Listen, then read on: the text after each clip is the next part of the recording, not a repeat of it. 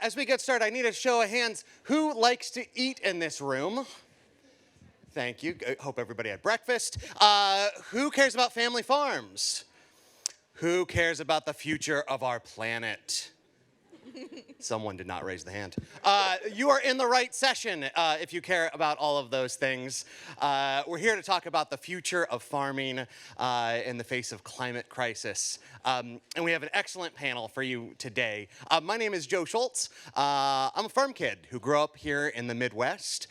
Spent the last 20 years working in Washington, D.C., at the intersection of farm and climate policy. And for the last 3 years, I've worked as the executive director of the Platform for Agriculture and Climate Transformation. We're a philanthropic intermediary focused on achieving a net zero agriculture sector here in the United States. Before we introduce our fantastic panelists, who are wonderful advocates in DC, a real live farmer, and two leaders in the business sector who actually talk to consumers about what they eat and what they consume. I want to just frame the conversation a little bit. And that is, why should we care about agriculture and why should we care about farming? And it's not just because we all care about where our food comes from, because it is pivotal to achieving solutions in the climate crisis. I think we all know that we can't achieve our Paris targets in the United States without addressing agriculture. The EPA has told us that right now, agriculture represents roughly 10% of direct emissions. Those are mostly superpollutants, nitrous oxide and methane. EPA also tells us that in 2040, agricultural emissions are expected to double as an overall percentage of US emissions to roughly 25%. It is an urgent crisis that we address agriculture, and not only because of the emissions, but also because farmers and ranchers are at the front lines of climate. We know that yields are being affected, we know that flooding, we know that drought has a huge effect on our supply chains and on the livelihoods of the 1.9 million farms in this country. And I think that really gets to the sense of scale and part of the challenge. Not only do we have 1.9 million farmers and ranchers in this country, we also have the largest land base. Over 50% of the land in the United States is in agricultural use. And so we think about the other benefits of working in the agricultural space. We think about nature, we think about biodiversity, water quality, water quantity issues in the West. We have to deal with agriculture because it represents just so much cropland and rangeland in the United States. But there is some reason for hope, and that is what we're going to hear from many of our panelists, the good work that's being done on farms, in companies, and a more mixed bag in Washington, D.C., as we'll hear from Vanessa. And so with that, I'm going to turn and let our panelists introduce themselves. We'll start with Vanessa, and we'll go through and just say a little bit about who you are, the organization you work for, and how your work fits into producing climate solutions in agriculture. Thank you, Joe, and thank you everyone for joining us this morning. My name is Vanessa Garcia Pulano. I am an immigrant, hence the accent, and I use two last names to keep my parents happy, both of them. And I am the Government Relations Director for National Young Farmers Coalition, and a lot of my role in Washington, D.C., as Joe was telling you, it is to advocate for the next generation of farmers and this generation of farmers, like Kyle, that is farming right now. I think there's a lot of tokenism that we like to always talk about the next generation as something in the future, but the next generation is here right now. In the past few years, we have seen a growth of young farmers, mostly female young farmers. And we need to remember that most of the food system, not everyone gets to be a farmer. So a lot of what we do at the National Young Farmers Coalition is to remind folks and change narratives and paradigms and put policy proposals about who gets to be a farmer and the barriers to enter and stay in farming. And a lot of that looks like most young farmers, for them, we do not have to convince them to do conservation practices that will fight climate change. That's natural for them. This is a given. What we see every time we ask our farmers, the reasons they go into farming is they want to fight the climate crisis and they want to feed their communities. So a lot of what we do in DC is to make sure that policy proposals that will tackle climate through agricultural outlets, like the Farm Bill or reconciliation packages, will include set-asides for beginning farmers, young farmers, socially disadvantaged farmers, and just make sure that the right instruments will be the ones that farmers, young farmers, will utilize the most, because we still have a lot of challenges of young farmers getting the right customer service, our USDA having access to credit and land tenure that is essential to put some of the conservation practices at play. My name is Kyle Burch Fourth, and I'm the farmer that Joe mentioned earlier. We grow really, it's a row crop operation. We're involved in the supply chain and parts. We're based out of northern Alabama and also farm in Arkansas. And it's really been inspirational to be here and see so much alignment on climate. I mean, it's a vast, nebulous topic, and agriculture plays a huge part in it. And over the last 10 or 15 years, we have found our place in it. It's we found it through partnership. We found it through finding a way to connect to customers that we sell to and making the adjustments on our farm and telling the narrative for it. So that's been a big focus of ours, is not only changing our carbon footprint for our own metrics and our own adjustments that we can make from at a farm level, but what is the end user saying? What is it that an adjustment they want to see at a farm level? Is it a reduction in water? Is it an adjustment of inputs? Is it just telling the narrative of who's included and tracing what's grown all the way to something on a shelf? So these are all changes and focuses that have become a big part of our day-to-day operation. 20 years ago was not a consideration. There wasn't a climate or a sustainability metric that could have even been requested. There wasn't a name for it. Now it's the main thing we talk about to every customer that we have, and not just at a consumer level, but also who our input providers are. I've heard a lot of people on stage talk about the life cycle of their carbon footprint, and even for individual farms, that's a calculation that we do. So it's the process is growing. There's a lot of change. There's a lot of collaboration, and with the partners we have on stage, it's excellent to see how it's truly a team effort, because a challenge is big. It takes a village. Hi, everyone. Simone Gorgashan. I'm with McDonald's Corporation here in Chicago. I'm a Chicago kid, too, so really excited to have this kind of a convening in the city. I lead our global sustainable food sourcing for the company, so I'm looking across climate, forests, nature, animal health and welfare, and human rights issues at the farm level. All of that is interconnected and very important to the way that McDonald's thinks about our sourcing, both from a long-term and really right here in front of us, as you're saying, kind of resiliency and farm-level resiliency perspective. This is a business imperative. This has to be something that we think about for assured supply, as well as doing the right thing and meeting our public commitments, which we have many of. We have a net zero target, a 2030 target when it comes to climate that's SBTI validated. And then we also have commitments around forests and natural ecosystems. And so together, all of this kind of comes together to think about how are we driving change through our supply chain with what we call the three-legged stool. So we have very deep-rooted relationships with our suppliers that we leverage to engage in these conversations, to send market signals all the way through the value chain and to our customers as well.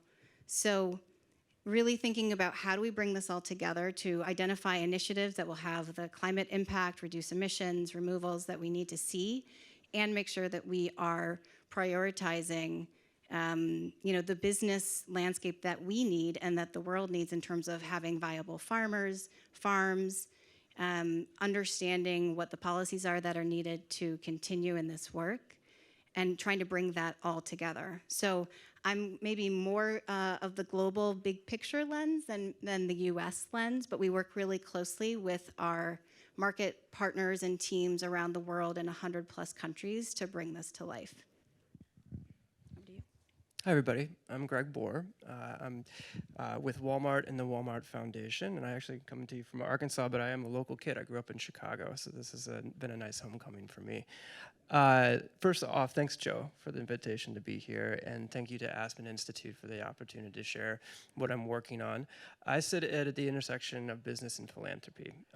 So my work with the Walmart Foundation is making grants that build capacity for change in the critical geographies companies that produce the products that go on our shelves, but are also at risk for natural capital.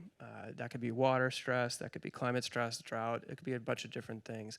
But what is a risk that the production in that particular geography will not be able to continue in the future?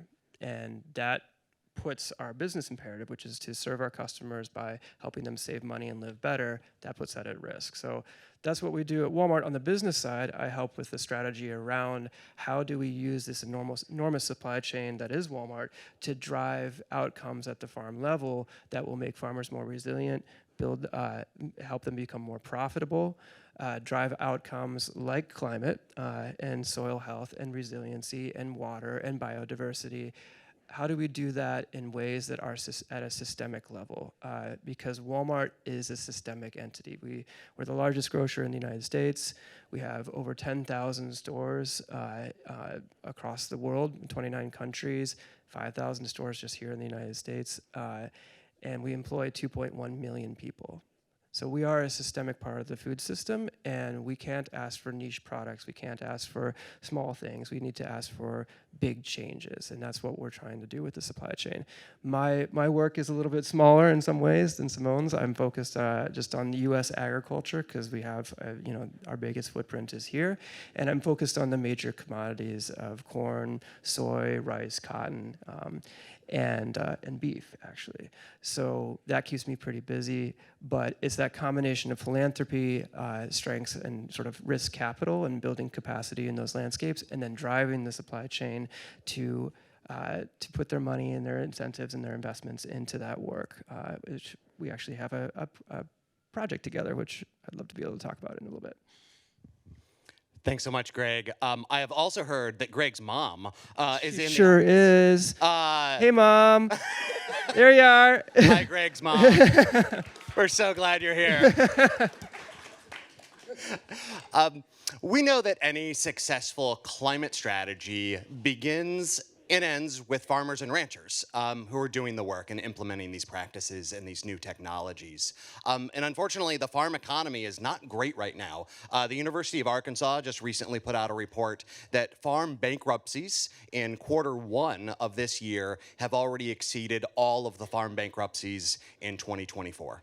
And so with that, I want to start with Kyle to tell us a little bit about what's farming like right now? What's the environment? How is your family and your farm doing? And kind of like ground us a little bit in the real life experiences that farmers are going through before we start talking more about the transition to climate friendly practices and technologies. Well, sure. And Joe, the numbers you mentioned describe it perfectly. I mean, it is a very stark time for farming, especially the long-term outlook of it. It's already a very volatile market. So you have multiple factors out of your control, whether it's weather, pricing, availability of what you need to grow a productive crop. It's very capital intensive. So most farms are working on a sub 10% margin with varying cost, varying pricing, a lot of things very much so out of your control. So the more inconsistent, the worse, especially without having a farm bill. There's just a lot of variable factors that you need to be able to grow and look 1 or 2 years out. So it's a difficult time in a lot of ways. That being said, if you farm, you're always long the market. You're always an optimist if you're going to grow a crop. So the back pressure and the motivation to still pursue these climate goals and changes, whether it's in cultural changes in the farming space, all of that is still there. Even in the midst of changing tariffs, the highest input cost, interest rates being high, like all these factors that make it difficult to have a successful farm, the pursuits are still very much so the same. So that's kind of where it sits now. Is when you're making these climate and sustainability adjustments, you really have to pencil in which one makes the most sense, which one's feasible. We have, literally 100 different recommended practices that have been suggested for us to implement. All of them are costly. All of them take 5 and 10 year investments. All of them require infrastructure changes and, knowledge transfer and data collection. Every change is expensive and big. and your profit margins at this point are in the red. You know, it's hard to pencil out what that is. So you really just have to choose, you know, which one works best. And I think that's the way it's always been, is you can't implement a sustainability practice if it's going to put you out of business. You know, first things first is that you have to be able to have a productive crop in a healthy, safe manner. And from there, you factor in, how can we get the funding and support to grow in a different way? How can we, you know, save in carbon footprint? How can we even find the, you know, the capital to calculate what it is? All of these things have to be considered, and it does take time. And in a year, in an environment like we're in now, it will take more time than it would have in past years. Thanks for that, Kyle. And I think this is a good time to talk to our corporate partners about that question. And maybe start with you, Simone. Can you talk a little bit about how McDonald's engages with its supply chain, in particular, its farmers and ranchers, to help keep them in business and provide some of those supports and incentives that Kyle just mentioned? Yes, sure. Thank you.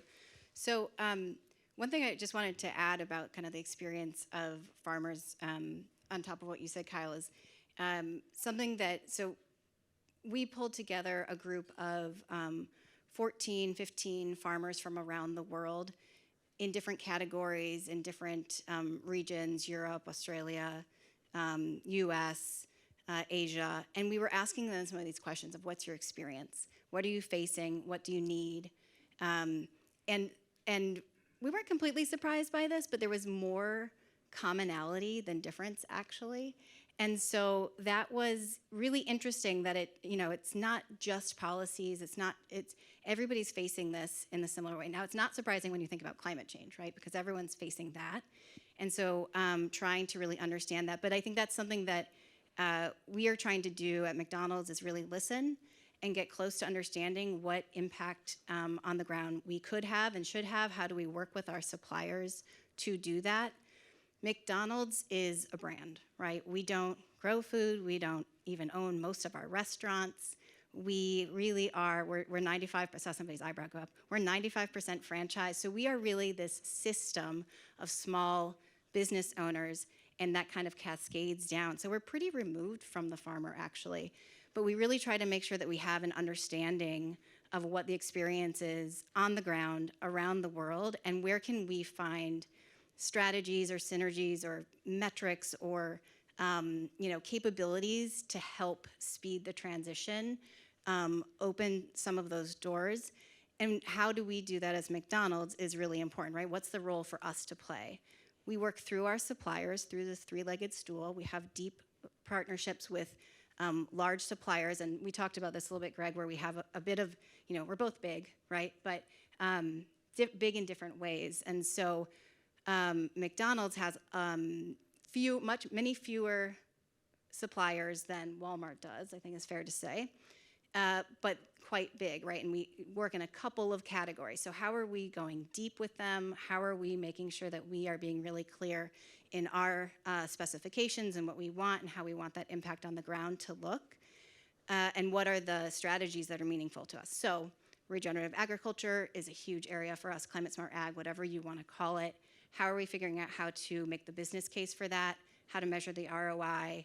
How to think about long-term, assured supply? And that helps us then say, this is how we should be investing on the ground level, or we can ask our suppliers to be investing on the ground level so that we have, viable farms and food to serve our customers in the future. So that's kind of the top line of how we do that. But there's a lot of learning for us still to do, and to figure out kind of partnerships and working together, different partners like we have in this RSVP. I can never remember what it stands for. Ranch Systems. Ranching Systems and Viability Partnership. Partnership? Right? Something like that. Yeah. We just call it RSVP, and it's a lot easier for us. It's with Cargill, Walmart Foundation, McDonald's, and World Wildlife Fund. And it's a regenerative or rotational grazing kind of project with farmers in the Northern Great Plains. And so looking at projects like that, how can we do more of that? How can we make sure that we're finding those areas where we can use our scale together and with others, and sending the right signals and investments and strategies down into the farms that have to be part of a climate solution. Thanks for that, Simone. And Greg, I'm going to turn to you next to give the Walmart perspective, but just with two notes. The corporate speak is surety of supply, and to me that means keeping family farms in business so they can be a part of that. And Greg, Walmart has a unique kind of problem because you have so many products and so many suppliers, and would love to hear how you think about getting down to individual farmers and ranchers when Walmart as an institution is so big and you just have so many different products that you're trying to track. So many different products, and so many of those products are based on fungible commodities, right? And so even knowing who your farmer is sometimes impossible when you're talking about corn that started off in the Illinois cornfield, went through an ethanol plant, got turned into DDGs, the dried distiller grains, and then went back to a pork farm in Iowa that fed it to swine, and then that went through a number of processing facilities. Who's our farmer in that, right? That's very difficult to figure out. And going back to my earlier comment about it being Walmart being systemic, that's true for thousands of products and thousands of suppliers across our stores. It's very hard to figure out who's the farmer. And so that's why we're taking this more landscape level approach. So what I have on the philanthropic side is a unique ability to go to my business colleagues and say, where are the problems showing up in the supply chain? Where are the landscapes where we depend on that production that's really critical, like the Northern Great Plains, which is one of the last remaining connected grasslands in the world and is a critical sourcing area for our beef. Where are those kind of places? Where do they exist? And what are the issues that they face? And then my job is to, on the philanthropic side, figure out what farmers and ranchers in that geography need, right? So is it going to be rotational grazing in the Northern Great Plains? Is it going to be irrigation efficiency in Arkansas? Is it going to be soil health in North Dakota? Like, what is the thing that is going to address that natural capital risk at the entire landscape level? That's where I make investments through philanthropy. I invest in nonprofits who are often working directly with the farmers, working with their trusted advisors like crop consultants, and building up that human level infrastructure that is around change management, because no farmer just does this alone. They have people that they work with to make sure that those changes stick and that they can avoid the mistakes of the past, right? Because mistakes are costly in an environment with low profit margins. That can be devastating for a farmer's journey on this. So how do we build that? And then who are the suppliers who rely on that landscape, right? Who are their farmers? Can we crowd them into that investment? Can we crowd them into that program so that they're also putting their funding at work to help provide incentives and technical assistance for farmers to make changes? And then can we take that supply chain money and can we match it with federal or state funds? So my hope is that I make $1 million or $2 million investment that's early stage in a landscape, and it turns into $40 million. It turns into $60 or $80 million, which has happened. And in doing so, we're able to help farmers at a more systemic level with the incentives, with the technical assistance, and with actually the relational support. Relationships really matter in this space to be able to make changes. That's how we get close to the farmer. I don't know who my farmers are, nor will I probably ever know that in any great detail because of the system that we have. But I know where my farmers live.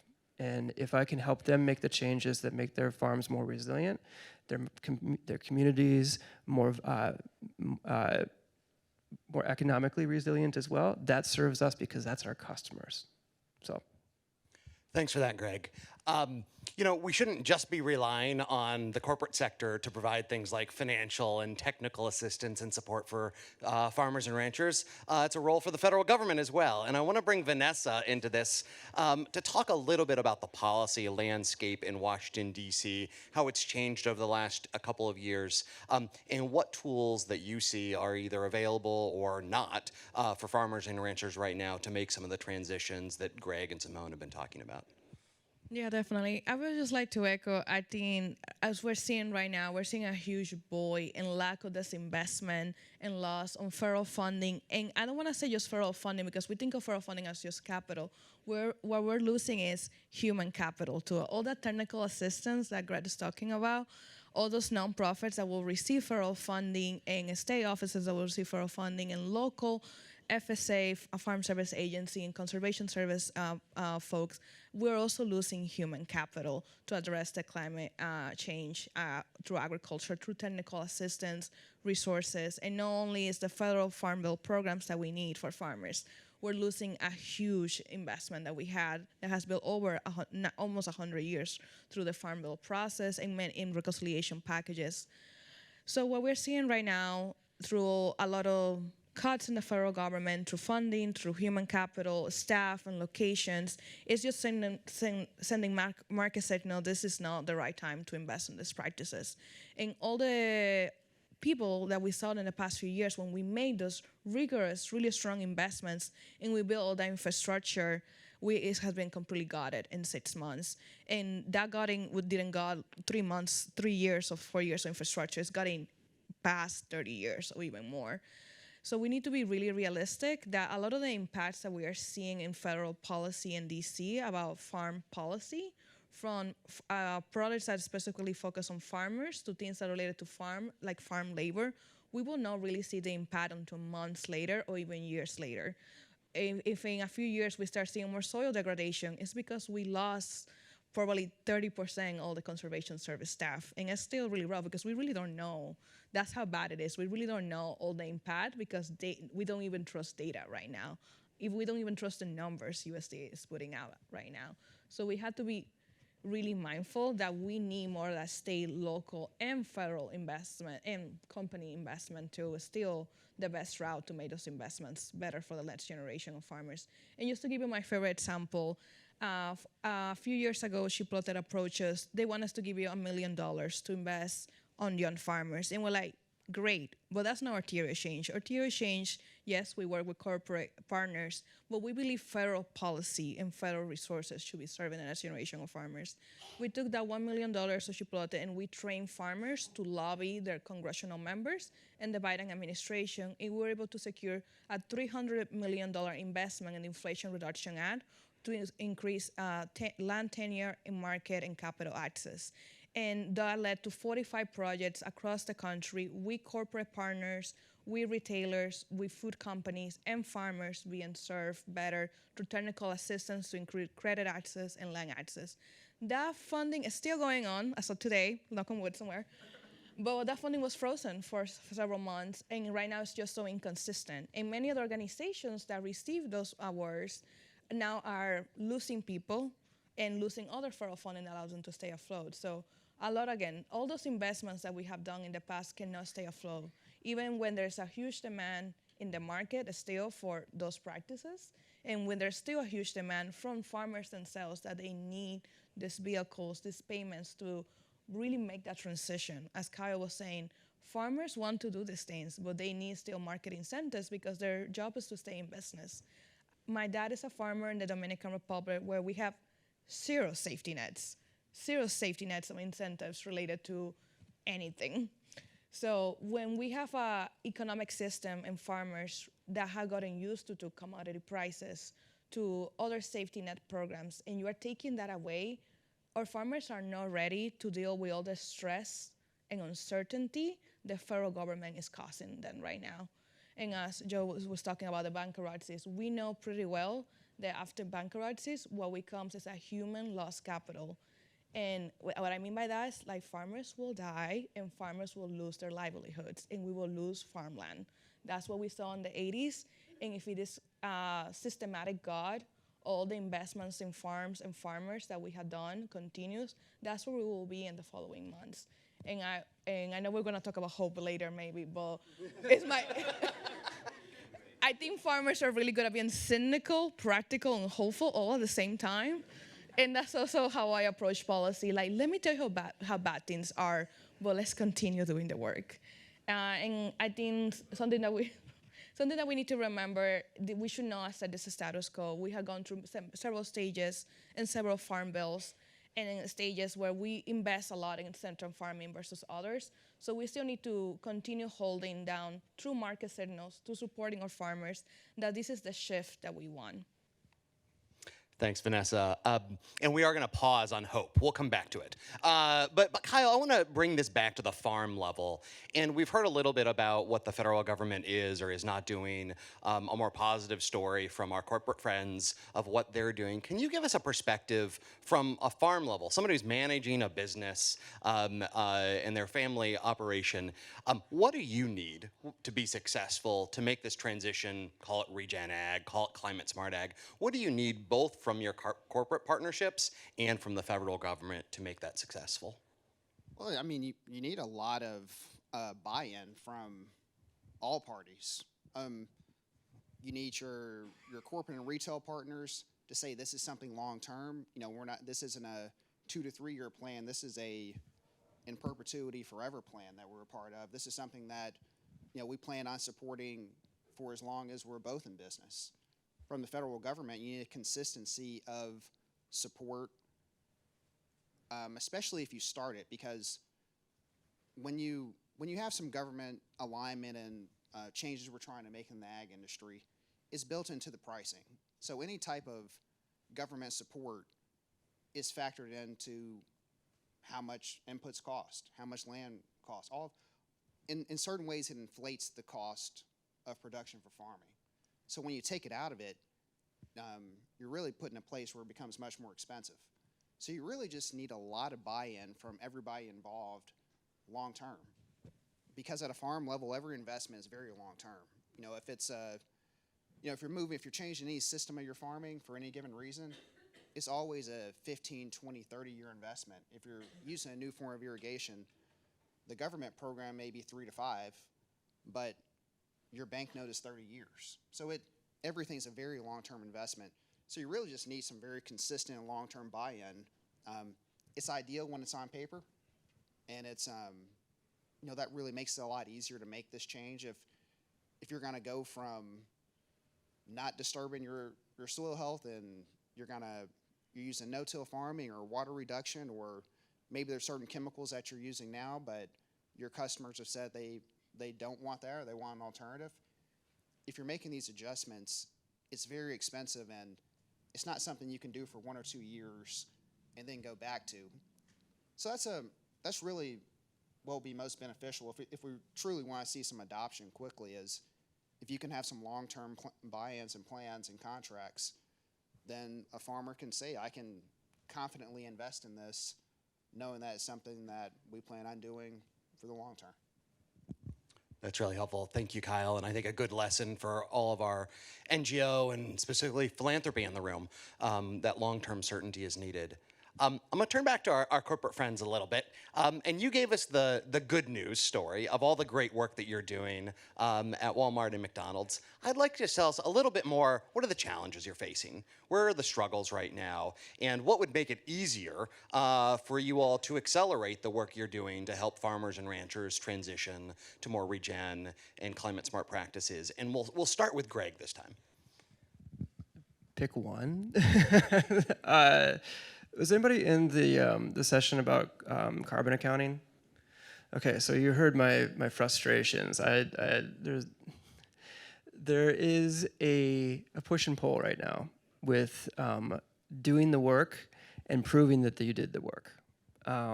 And there is a danger, I think, right now of, if we don't catch ourselves and only collect the data that is most necessary to prove to our stakeholders that we did the work and it resulted in change, to the data that helps the farmer assess whether the change was beneficial for them. If we go above and beyond that, it incurs costs. And I see a number of schemes coming my way. And schemes is not, I don't mean that like a heist sort of situation. I mean just like people bringing ideas that where the cost of measuring the activity costs more than the activity itself. And I think that's with limited budgets available to everyone, right? Like that's just, resources are limited in this space. That is a danger of not being able to move fast enough, not being able to drive enough impact, not being able to reach enough farmers and ranchers. There is a danger of over-indexing on the accounting and the claims and the proving that you did the work at a corporate level instead of the work itself. Because the work itself drives our business purpose. Save our customers money and help them live better. If we do that, we help them save money in the long term. Anything that isn't, laser focused at that outcome of resiliency at the farm level, delivering benefits for our customer, is a distraction. And it's necessary to prove that we did the work. But over-indexing on it, right, starts to draw funding, starts to draw resources away from the change that we need to drive so desperately in a twin crisis for nature and climate. So that's what keeps me up. Well, okay, that's one of the things that keeps me up at night. Sometimes it's also my children. But in this particular case, it's the thing that I want us to remember to balance. When we're calling for action and desiring credibility, it needs to be practical balance between the two so we can make sure that our investments focus on the impact that we need to drive in the supply chain. Thanks, Simone. Yeah, I think you put it really well, Greg. That balance and practicality is key, and that allows us to drive that change. It's important to make sure it's credible. And how do we make sure that we are putting the money on the ground again, right? And that we're investing in the right places, because that then relates back to us doing more and more of that, keeping prices affordable for our customers, which they need more and more now as well for all the geopolitical reasons that we've kind of brought up. So second that, and also my toddler keeping me awake. But I'll add that I think one of the other challenges, and it is an opportunity, and that's not just corporate speak, but it's true, is how do we really define the internal business case on that on resiliency, right? So not just related to a climate target or a commitment and those frameworks, but how are we making the business case inside for why this matters, and that no matter what happens, we need to be investing in farms and farmers and landscapes and nature, because that will ensure we have food in the future to serve our customers in whatever form. And so there, you can talk about it, and there's definitely an understanding today more than I've seen in past years, but really having clear metrics that translate to our finance partners or our legal partners or just the rest of kind of the conventional business set is really key to making sure it becomes part of that systems change that will really make it sustainable and resilient. Thanks for that, Simone. And with that, I think we are now going to kind of transition to questions from the audience. And so if you've had some burning questions for any of our four panelists, start thinking about those right now, and I'll probably collect 2 or 3 questions, and then we'll cluster these a little bit for the panel. So who has a burning question for some of our panelists? Don't be shy. We got 1 here. We got 2. All right. We'll start with you in front. Yes, orange shirt. I didn't know if we had a mic or not. I'm curious, sort of, from all of your perspectives in terms of, I don't know how the best way to frame it is, sort of genetic modification. Thank you. In terms of sort of genetic modifications to crops or livestock, or is there a line that you draw in terms of how far you go with that kind of usage? For example, like a drought-resistant crop or any sort of modification to livestock and methane emissions, like either from the corporate side of what you can sort of sell to your customers or on the farm side, sort of what you're using on the ground. Thank you. Great, and let's hold on that. We'll collect a couple more. I saw one over here. Yes, sir, blue blazer. Hi, I'm Mike Smith. I'm an environmental writer from Washington, D.C.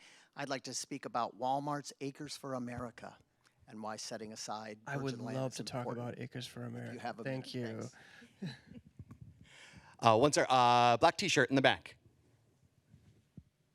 Yeah, thank you very much. I'm Tengod Nomsen, and I'm from New York.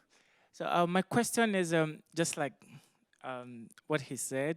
I wanted to ask, how are we able to convince our farmers and other corporate organizations that there is actually nothing very sinister about genetically modified crops? Because I mean, look at our topic, farming forward in changing climate. And how are we able to convince them that, okay, some of the, or many of the things that we eat today, somehow, somewhat, in the past, have been genetically modified. And we are seeing the impact because it's sort of helping us, both nutrition, but how, in terms of how it produces when we plant them. How are we able to convince people, especially people that think there is something sinister about it, that it can help boost economic development, it can help make farmers better, and it can help improve human capital development among the people that does this work collectively? Thank you. Thank you. And we'll stop there and let's take technology in GMOs as one example. And Kyle, I'm looking at him first. And Kyle, would you just talk a little bit about how you think about technology, including GMOs, as you think about adapting to changing climate conditions? And then I'll turn it to our corporate friends next on that question. Yeah, but to address biotechnology and precision ag and all the advancing technology coming into agriculture, I think it's essential. I mean, we certainly need much more productivity. We're trying to reduce a carbon footprint. We're trying to expand out which crops can go in different areas to have more of a less carry, more direct grown to a specific economy type crop system. I mean, we've certainly embraced genetic modification. I think to speak to the safety of it and, you know, telling communities, growers, and consumers that it's not sinister is everyone that grows it, which is the majority of crops grown in the U.S., consumes these crops themselves. So it's not like someone's growing genetically modified crops and then saying, I'm not going to touch them. You know, it's consumed by everyone.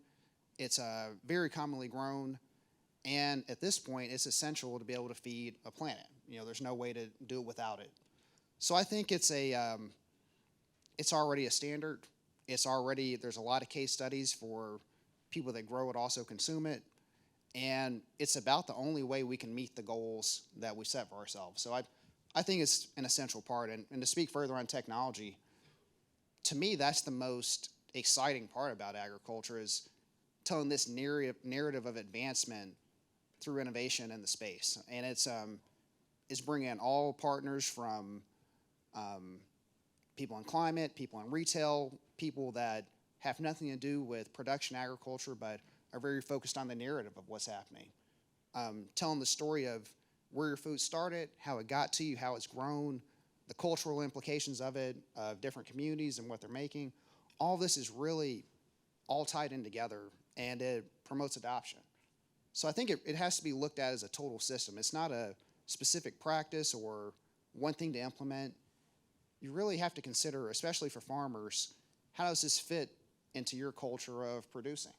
You know, and every pocket of the country has a different way of doing things, and I think they all need to be addressed in their own specific ways. So the more adoption and more input we can get from corporate partners, which we've had some excellent relationships with corporate partners supporting this work. It's not something that you can do on your own or just decide I want to grow only one way and stay in business doing it. So we've had some excellent support from corporate partners, but it really takes everyone, consumers, producers, corporate partners, and the government together to decide that we're going to encourage adopting these new practices.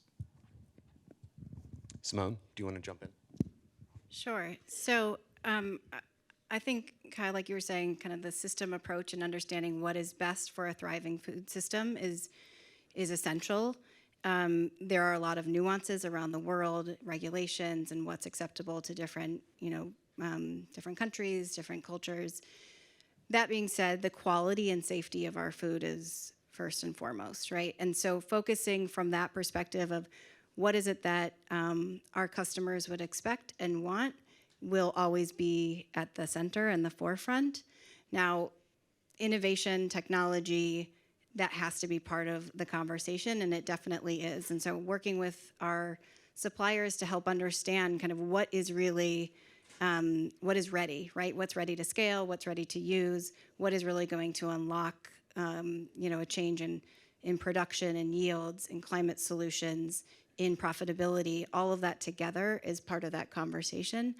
I don't know that there's a clear answer on one part of that or not, but it has to be part of the consideration set for us to figure out how to solve these big global issues in our food system. Anything Thanks for that, Simone. I'm going to turn to Greg next to talk about the aptly named Acres for America. This is great PR on that name. No, I don't know this guy, but I love him. And because I get to talk about one of my favorite programs that is like nobody knows about, but we've been doing it for decades. So way back when Walmart was expanding rapidly and we were putting store footprints everywhere, there was an executive at Walmart who was like, hey, what if we made sure that the impact of this store expansion was not just mitigated, but exceeded by the impact of conservation and protection. So we started a program with the National Fish and Wildlife Foundation where we provided funds to put land into permanent conservation, permanent protection, natural landscapes. And since that, we started doing that several decades ago, we've exceeded 2 million acres in permanent protection and conservation. 2 million acres, a lot of which are publicly accessible. So you can go to the National Fish and Wildlife Foundation's website and see where they're near you, because it's all 50 states and Puerto Rico now have sites where we've done this. We're often unlocking funds, so getting back to the idea of like how do you do this together, we're unlocking funds from nonprofits, from other donors, from state and federal governments, and then we're creating these pockets of high quality habitat that will be permanently protected. We just re-upped this with the National Fish and Wildlife Foundation for another 10 years, and we love the program so much that we're trying to figure out like how else can we do things like this. And it's important for this conversation about farming because when I talk about the landscape, I'm talking about the whole thing. I'm not drawing a line at the farm boundary and saying that's it, we're done. Landscapes are integrated ecosystems that rely on natural habitat, working lands, and built infrastructure to function and to deliver the ecosystem services that our communities rely on. If we're not doing both working lands, productivity work with farmers, and making sure that critical ecosystem functions provided by wetlands and forests and grasslands are also being protected, we're not doing it right. And going back to the conversation about accounting and what keeps me up at night is that the accounting right now for corporate guidance doesn't really factor in the idea that there's lands that are adjacent to what's producing your commodities that you can get credit for, credit, quote unquote, for working to protect and conserve and restore. And I think that that's sort of misguided. I think an integrated play for the nature and climate crisis is what we need. Acres for America is a wonderful program that's been able to do that. But I would like to see more of that from the supply chain of looking across the entire landscape of what communities need for ecosystem services and recognizing that, hey, there's some work to be done on protection and restoration as well. So again, I don't know who you are, but thank you, because it is one of the most wonderful programs. It's now going on PAC. Actually, it's like we have an Ozark Trail private brand. It's at Walmart in the sporting goods section for camping and things like that. And it's now like pictures of like bears and eagles and things like that are now going on PAC so the customer can see what Walmart is doing to protect the habitat that they can then go out and enjoy through a camping or recreation experience. And last little tidbit here. Sorry, I'm so excited about this program. Last little tidbit here. So we do an annual shareholders meeting. We bring in like 20,000 associates from across the world, big week in Bentonville, Arkansas, and it caps off with our CEO giving a speech about what he's proud of the year behind and what he's excited for the year ahead. And the biggest applause line that actually interrupted his speech and he had to kind of like recover a little bit was for the Acres for America program. Our associates love it. They are so proud to be part of a company that looks at this issue and says, you know what, we can do something about it. We can create natural spaces. We can provide accessibility to them for communities across rural America. They loved it, and I think there's a lot of room to run with that wonderful program. Thanks, Greg. We have a little bit of time for a rapid fire, 3 more questions. And so if anyone, I saw a couple hands that shot up right here in front, right here in white shirt, and Sarah. Oh, is there somebody over here? We can do 4. Is there somebody over here? I didn't know. Sorry, I didn't Go know ahead, you were going Sarah. somewhere else. Hi, I'm Sarah Balwader from Builders Vision, based here in Chicago. It struck me, Kyle, that you were talking about something that you need as a farmer is longer-term commitments from your corporate partners. And Simone, you're talking about surety of supply. And so curious, from both of your perspectives, like, is there a there? We know in the food supply chain that contracts are often pretty short-dated, and curious how McDonald's is thinking about longer duration, or even Walmart. Thank you. Thanks, Sarah. Should we answer? Let me cluster those. We had one over here.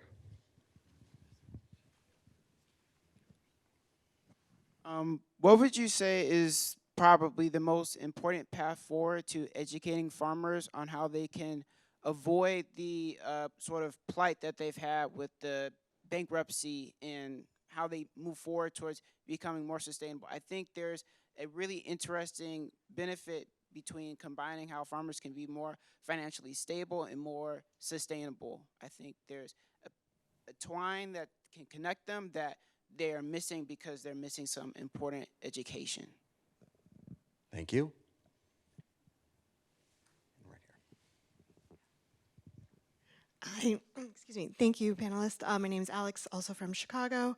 My question is similar to Sarah's in terms of the need for investment in a volatile political climate. So how do you give farmers the assurance that they need, that Kyle was talking about, in the environment Vanessa's describing, where federal funding is really at risk? And, you know, looking to the corporate side, you know, does the business case exist for some of these adoptions, technologies, without federal financial support? You know, are these solutions able to stand up on their own, or are we, you know, dependent on that funding to reach scale?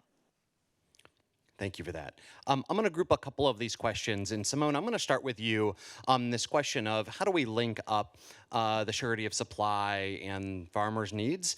Also with the question that we just heard from Alex on what is it that we can provide those farmers and ranchers in terms of financial incentives in these tumultuous times? Yeah, absolutely. So the answer is yes, there is a linkage between assured supply, long-term relationships, and kind of sending that signal or an actual agreement. For McDonald's, because we have these relationships with a handful of suppliers, really, that we stay with, we often will say in McDonald's, they're handshake agreements. It's how the company was started, through, you know, with a supplier and saying, okay, yeah, we're going to go forward and supply you this or that. There's still a lot of that. It is really, this is this 3-legged stool model where there are contracts, of course, and agreements that we have with our suppliers, but it's really about kind of shared risk and shared reward and having that long-term partnership and that system approach. So we can say, we are going to invest in these initiatives, whatever they might be, and that then gives our suppliers the surety they need to go invest along, you know, the rest of the value chain and to the farm level. And so that is part of the way we think about our theory of change and the way that we're trying to invest. How do we do that more clearly and succinctly and make sure that we are focusing those efforts is really key to getting us to the next level. And I think providing that much more clarity to our suppliers and to where we want, kind of where we see the impacts and the opportunities. In terms of, you know, kind of de-risking some of this and finding a way to bring that stability, I don't think it's something that any company can do alone, no matter how large. I mean, it's just, even at like large company scale, it's different working with government and policies. That being said, I think if we can, you know, rally all together and focus on the outcomes that we need, we can have that much more impact, right? So if we are saying in the beef industry, we're not working alone and we're doing this in beef, we're doing that in beef, but everybody's coming together, and maybe it's even cattle altogether, right? It's not just beef. There's different cuts for different parts of what everybody's serving. There's leather. There's different. So how are we working together to really make sure that we are sending the right signals, investing in the right way, so that we can make as much change as we possibly can? Thanks, Simone. I'm going to keep this moving just because we're running out of time, and I'm turning the next one to Kyle. We had a great question about educational resources and who is out there to support family farmers and ranchers to help support both the financial side and linking that sustainability, and where does Bridgeforth Farms get their information? Sure. There's most of your information that you're going to implement is going to come through trial and error. I mean, there's only so much education you can receive that's going to encourage you to make investment yourself into it. So it just really fits into what you can do that year. I mean, it's more so than, a lot of times more so than education or opportunity, it's a matter of timing. Is it a great farming year? Did you overextend yourself 2 years ago and you're still, like, it just really depends on where you are in your farming cycle and where the country is economically on what you can implement new on your farm. So that's, more than anything, it's an issue of timing for farms, and, timing is less critical when resources are there to do it. So I think that's if we want to see more adoption and more implementation of education received, resources to put it in place is the real limiting factor. Most farmers are as well versed as anything happening in the field as anyone at any university or anywhere else. They're something they do all day, have mostly done their entire lives for generations, so very familiar with all the nuances at a field and scientific level, especially at production level. It's really a matter of timing and resources to do it all. If I can add something to that, there is no amount of educations and resources that we can put out there right now to predict the uncertainty of the markets and the federal government funding. Everyone that is in DC is trying to shake a crystal ball and trying to predict things, and we cannot guess right now. So there's not enough resources right now for Kyle to do that the way he has done it before, because the markets are so uncertainty and policy is so uncertain. Thank you, Vanessa. And we're going to have to continue to wrap up. And before we say thank you to our panelists, one last question to bring us back to a little more positive. I want to ask everybody just for 30 seconds on what in the ag climate space brings you hope. And I will start because I'm a policy wonk in D.C. Hidden deep within this reconciliation bill that passed in July, which is a terrible, awful, no good bill for 1,000 reasons. But hidden deep within that bill is an additional $2 billion per year to help farms transition to more sustainable farming practices. And so if you add that up over the next 25 years, it's $36 billion. And there are folks in this room who can help figure out how we spend that money well. So that's what gives me a little bit of hope. Vanessa. What gives me hope that farmers are really resilient and really innovative. Like they still choose to stay farming despite the market forces, despite weather events, despite shocks. Farmers still want to grow food, feed their communities, and fight the climate crisis. So let's be thankful to our farmers for being in the front lines. And I would say I'm really hopeful in how much change and progress I've seen over the last 10 or 15 years. 15 years ago, there wasn't a digital revolution in agriculture. There was no metric collection. The idea of doing anything than getting the highest yield possible wasn't considered. And now there's AI integration. Every company, ag-related or not, has involvement in the ag industry.